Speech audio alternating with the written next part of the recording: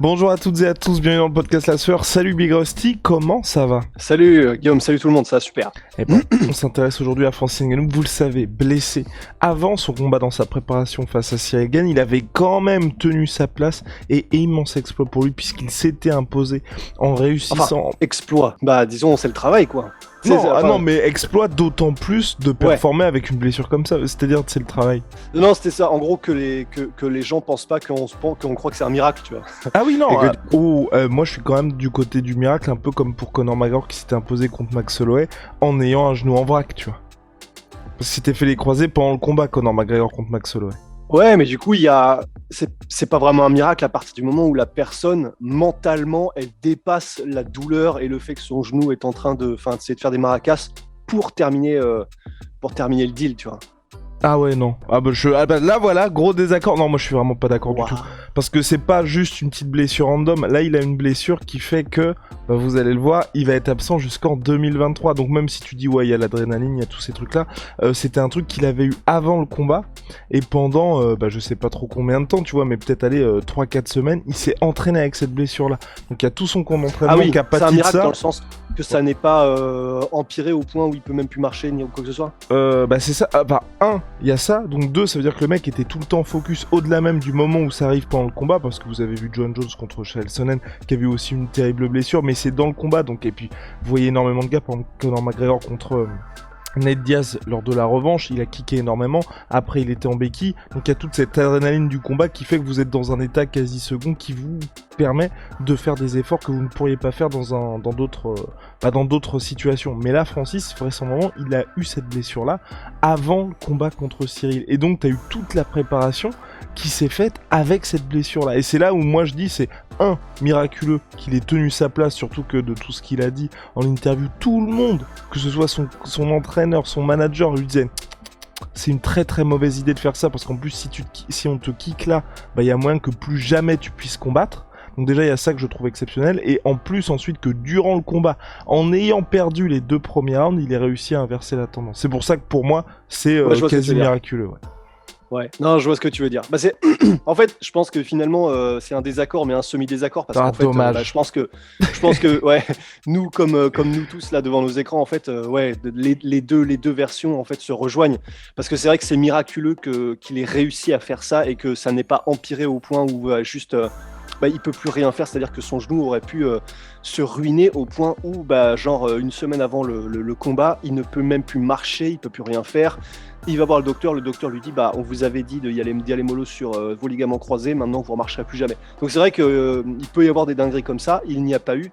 Donc de ce côté-là, c'est vrai que c'est miraculeux, mais en même temps, le degré de mental et de volonté pour arriver à faire un camp d'entraînement avec les ligaments pétés, et pour tenir sa place dans un combat, et pour perdre les 2 premiers rounds, et quand même trouver un moyen de finir le combat, c'est stuff of legends, comme on dirait. C'est ce qui fait les mythes, quoi. Waouh, et ben voilà, on lance le générique. Soit.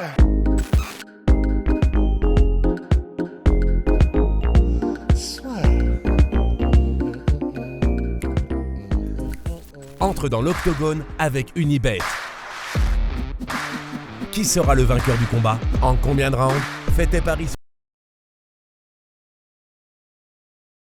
Francis, vous le savez, normalement, il s'est imposé contre Cyril Gane par décision unanime le 20 janvier dernier, mais voilà, la blessure avec ce genou qui devrait le tenir éloigné de la cage jusqu'en 2023.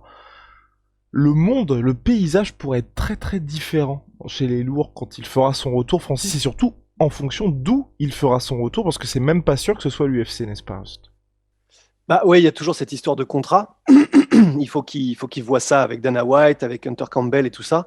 Il y a toujours cette histoire de contrat parce qu'il est arrivé normalement à la fin du contrat qu'il avait jusqu'à présent à l'UFC. C'est simplement qu'il a une clause de champion, tu m'arrêtes si je me trompe, mais qui fait que normalement, là, il est censé continuer à défendre son titre. Mais effectivement, c'est pour ça qu'il commence à parler de Tyson Fury, c'est pour ça qu'il commence à parler des autres options, c'est parce que malgré cette clause, là, vraiment, son contrat, entre guillemets, normal est terminé. Et c'est vrai que pour 2023, c'est parce que, alors d'après l'article d'ESPN, sa recovery, sa réhabilitation, Récupération. ta récupération prendra 9 mois. Donc, en gros, alors si je comprends bien ce qu'ils disent, en gros, ça veut dire qu'il faudra 9 mois avant qu'il puisse être de retour à 100%. Donc, ça veut dire probablement au moins 1 an avant qu'il soit à 100% et avec un training camp et qu'il ait pu s'entraîner pour un adversaire. Donc, ça veut dire 1 an. Vu que son opération est le 18 mars, si l'article d'ESPN est correct, ça veut dire que du coup, c'est au minimum un retour dans la cage pour mars prochain, mars 2023 pour Francis. Et effectivement, c'est clair que ça va bouger d'ici là parce que c'est ça qui est vraiment stylé avec les poids lourds là en ce moment. C'est que on est allé faire un tour sur Tapology ce matin et c'est tout le monde combat tout le monde. C'est l'anti-welterweight division en fait. Wow. Parce que là, non, mais c'est vrai en soi. Parce que là, vous regardez le top 10. Si jamais le combat se fait, les rumeurs sont vraies et que le combat se fait entre Stipe Miocic et Tai Tuivasa, ça veut dire que il n'y a plus que Cyril, Francis et Derrick dans le top 10 qui ne combattront pas, sinon tout le monde, c'est Battle Royale en fait.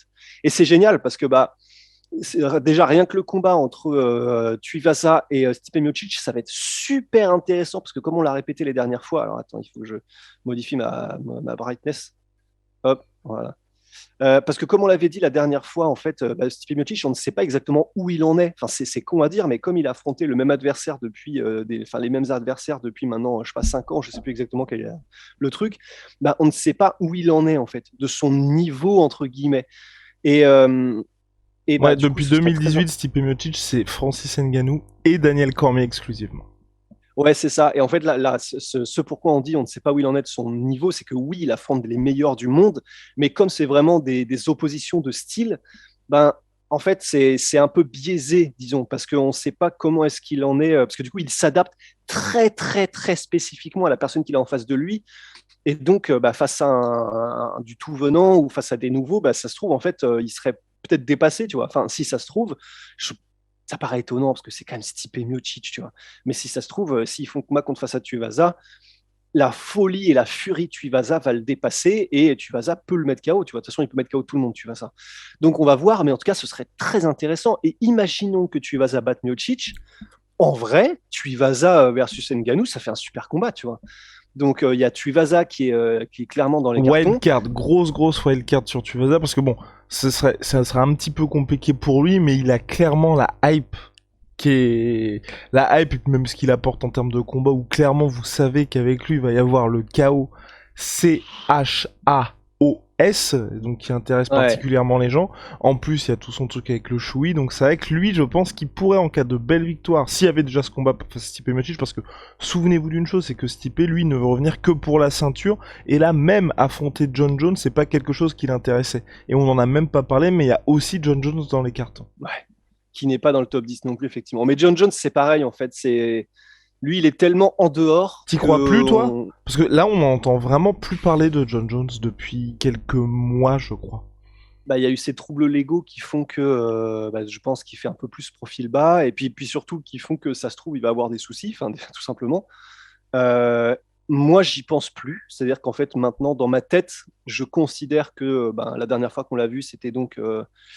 en février 2020 contre Dominique Reyes, oui. Ouais, voilà. Donc je considère, en fait, moi, j'ai plus trop de remords. Enfin, pas de remords, j'ai rien fait, mais j'ai plus trop de, je n'y pense plus. Voilà, j'y pense plus, donc c'est pas très grave. Mais s'il revient, oui, ce sera soit pour le champion, soit pour la place de numéro 1, enfin de contender numéro 1. Et sinon, du coup, il y a Curtis Blaydes qui affronte Chris Daukaus. Curtis Blaydes numéro 5 et Chris Daukaus numéro 11. Tibura qui affronte Rosenstruik, donc numéro 10 contre numéro 8. Thomas Pinal qui affronte Volkov, donc Thomas Pinal numéro 9 versus Volkov numéro 7. Ça, c'est pareil. Si Thomas Pinal il gagne contre Volkov, en vrai, ça peut aller très très vite, quoi. Je ne sais pas si l'UFC voudra faire un truc comme ça, mais si Thomas Pinal gagne contre Volkov, en vrai, un combat contre Cyril, franchement, ça aurait du sens. Alors certes, il se tire une balle dans le pied parce que ce sont deux prospects. Enfin, non, pas du tout, Cyril n'est plus un prospect. Mais ce sont deux jeunes prometteurs. Mais en soi, Cyril n'a pas de combat de prévu. Le combat entre Aspinall et Volkov, c'est le 19 mars, si jamais Volkov peut combattre. Mais ça, on va voir, espérons. Mais ouais, ça c'est pareil, ça peut faire une super entrée pour un nouveau top 5 ou un truc comme ça. Et donc, Cyril versus Thomas Pinal, honnêtement, c'est très, très, très intéressant. Sinon, si jamais Thomas Pinal gagne là et qu'ils veulent faire un Thomas Pinal Tuivasa, ça peut être intéressant aussi. Enfin, vraiment, là, la Battle Royale, elle est totale. Attends, j'ai raté ouais. La Battle Royale, elle est totale. Et vraiment, c'est très intéressant parce que ça veut dire que s'ils poursuivent sur ce rythme-là, dans un an, d'ici mars 2023, vraiment, Francis Ngannou, d'ici là, il y aura donc eu, toute une flopée de combats. C'est-à-dire peut-être, ça reste les poids lourds, donc ils combattent peut-être max 2 fois par an, mais ça veut dire donc 2 itérations de Battle Royale qui nous auront donné d'ici là une vision beaucoup plus claire du paysage, quoi. Et ça, c'est vraiment assez intéressant. Alright. Et quel est ton avis, toi, sur le combat Chris House contre Curtis Blades? Je ne comprends pas du tout, là, la motivation de l'UFC. Stratégie, c'est-à-dire à Curtis Blades de lui mettre une énième étape avant de la petite carotte du title shot probable. Ah ouais, mais en fait, le problème, c'est que, tu sais, on en parlait les dernières fois, mais je pense que l'UFC, en fait, ils savent plus quoi faire de Curtis Blades, mais vraiment, littéralement, ils savent plus quoi en faire. À la limite, tout ce que peut espérer Curtis Blades, c'est qu'à un moment donné, Francis soit plus champion. Et là, du coup, ça fera un nouveau match pour lui et ça fera de nouvelles opportunités. Mais tant que Francis est champion, et donc là, c'est encore pour un an au moins, c'est chaud, quoi. C'est chaud. Et donc, je pense que l'UFC, ils sont juste en mode, bon, Chris Daukaus, Curtis Blades, on les voit pas forcément champions et pour l'instant, on les voit pas grand-chose, je pense. Et donc, parce qu'en gros, Chris Daukaus, évidemment, il est très bon et ça, comme tout, il est top 11 du coup à l'UFC, mais je veux dire, c'est pas forcément quelqu'un, je pense, qui est vu comme le futur, même s'il est encore relativement jeune et même s'il a un style intéressant. Il se décrivait lui-même, Chris Daukaus, comme étant un petit peu de la même trempe que les Cyril Gane, dans le sens très mobile, complet, mobile et vraiment intéressant dans son style et par rapport à ce qu'il apporte en poids lourd. Et c'est vrai, hein, c'est vrai. C'est juste que du coup, il a pris la marée face à. C'était Derrick Lewis. Ouais, c'était Derrick Lewis. C'était Derrick Lewis. Derrick Lewis. Mais voilà, et donc je pense que l'UFC, en gros, là, c'est juste un combat. Je pense vraiment que, entre guillemets, il gagne du temps là. Parce que du coup, ça fait un combat où ils mettent les 2 gars qui les intéressent peut-être pas forcément ensemble. Et du coup, comme ça, on voit ce qui se passe, mais au moins, les 2 sont bookés et donc ils peuvent pas pour l'instant appeler un title shot ou quoi. Et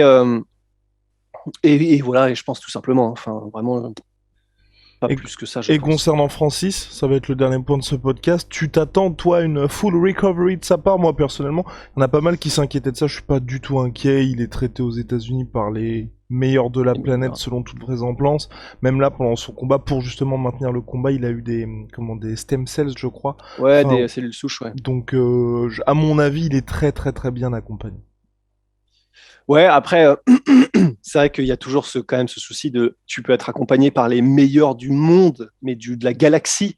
Si jamais il y a des trucs qui sont entre guillemets irrécupérables, dans le sens tu ne reviendras jamais à 100%, tu reviendras jamais à 100% quoi qu'il arrive. Donc, je ne sais pas. En fait, après, je suis tellement biaisé parce que c'est tellement une force de la nature, Francis, en fait, que j'ai l'impression que même s'il arrive donc il n'arrive pas à remettre ses ligaments et son genou à 100%. En fait, on en est au point où c'est tellement un monstre physique, quoi qu'il arrive, et mental, qu'en fait, même avec un genou à 70%, en fait, tu as l'impression que de toute façon, tout est possible pour lui. Du coup, je ne sais pas s'il reviendra à 100%, mais ça ne m'inquiète même pas, en fait. C'est fou, quoi, d'en arriver là. Et ben voilà. Rusty Knows. Allez, on se retrouve très très vite pour de nouvelles aventures. Big shout out my sweet pea, my sweet protein. 38% sur tout my protein avec le code de la sueur. Arrêtez de les manger depuis ce matin. Ah voilà. Venom, sponsor de l'UFC, sponsor de la sueur. You already know. On est sur toutes les plateformes de podcast, Apple Podcast, Google Podcast et j'en passe. Donc n'hésitez pas, un petit pouce bleu. Waouh! Les 5 étoiles sur Spotify et Apple Podcast, c'est ça qui nous aide. Et puis si vous nous regardez en vidéo, un petit pouce, un petit abonnement. Là aussi, ça nous aide beaucoup. Allez, à la prochaine, Big Rusty. Yeah. Non mais quoi, putain. La gourmandise n'est jamais finie. Aïe. Aïe.